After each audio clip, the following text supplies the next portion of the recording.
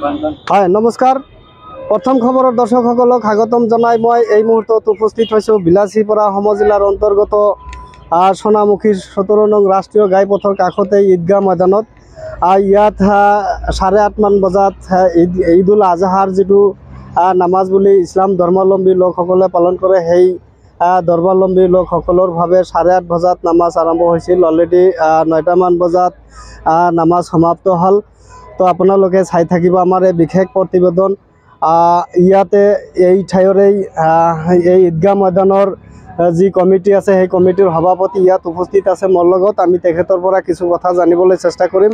আপোনালোকে চাই থাকিব এই বিশেষ প্ৰতিবেদন। দাদা, কেইটামান বজাত ঈদুল আজহাৰ নামাজটো আদায় কৰিলে? 8:30 বজাত আমি ঈদুল আজহাৰ নামাজ আৰম্ভ কৰিছোঁ। 9টা বজাত আমি এই নামাজটো শেষ কৰিলোঁ আৰু দোৱা হ'ল। এতিয়া আমি গোটেই বিশ্ববাসী মুছলমানৰ বাবে আমি দোৱা কৰিছোঁ। অকল মুছলমানৰ বাবেই নহয়, এই পৃথিৱীত যিমান মানুহ আছে সকলো মানুহৰেই বাবে আমি দোৱা কৰিছোঁ। 2000ৰ অধিক, মানে 2100-2200 নিচিনা মানুহ একগোট হৈ আমি ইয়াত নামাজ পঢ়িছোঁ যে 17 নং ৰাষ্ট্ৰীয় ঘাইপথৰ কাষতে ঈদগাহ ময়দানখন। ইয়াত সৰু সুৰা ল'ৰা ছোৱালী বহুত আহিছে, আমি দেখা পাইছোঁ।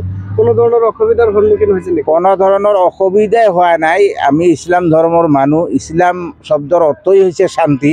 আমাৰ মাজত যি আগৰ পৰাই শান্তি আছিল, তাতকৈ আজি যিটো পৰিৱেশ দেখা পাইছোঁ, সেই মানে পৰিৱেশত আগতকৈ আৰু বেছি আজি এক শান্তিপূৰ্ণ পৰিৱেশ দেখা পাইছোঁ। ৰাইজক কি জনাব? অসমবাসী ৰাইজৰ বাবে আমি দোৱাই কৰিছোঁ। অকল আমাৰ কাৰণে নহয়, বিশ্ববাসীৰ কাৰণে দোৱা কৰিছোঁ, অসমবাসীৰ কাৰণেও দোৱা কৰিছোঁ। অসমত বিভিন্ন ধৰ্ম জাতি গোষ্ঠীৰ মানুহে আমি একেলগত মিলা প্ৰীতিতে যেনেকৈ বসবাস কৰি আছোঁ, আমি দোৱা কৰিছোঁ যে আগন্তুক দিনত পিছুৱাই যিখিনি গৈছে এইটো বাদ দিয়ক, আগন্তুক দিনত যে আমি একেলগত শান্তিপূৰ্ণভাৱে থাকিব পাৰোঁ, এইখিনিয়ে কামনা কৰিছোঁ। ধন্যবাদ। তো আপোনালোকে সম্পূৰ্ণ কথাবিলাক শুনিব পাৰিলে। আমাৰ প্ৰথম খবৰ চাই থকাৰ বাবে ধন্যবাদ।